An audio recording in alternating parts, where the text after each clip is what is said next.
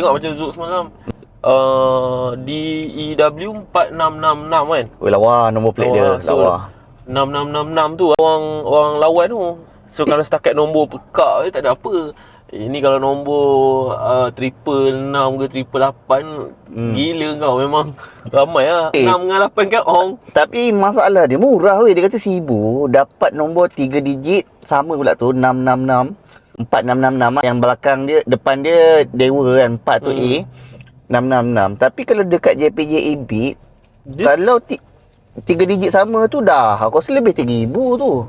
Tak minimum juga, sebab nombor plate dia tengok juga, tapi macam dia punya tu aku tak rasa mahal sangat lah.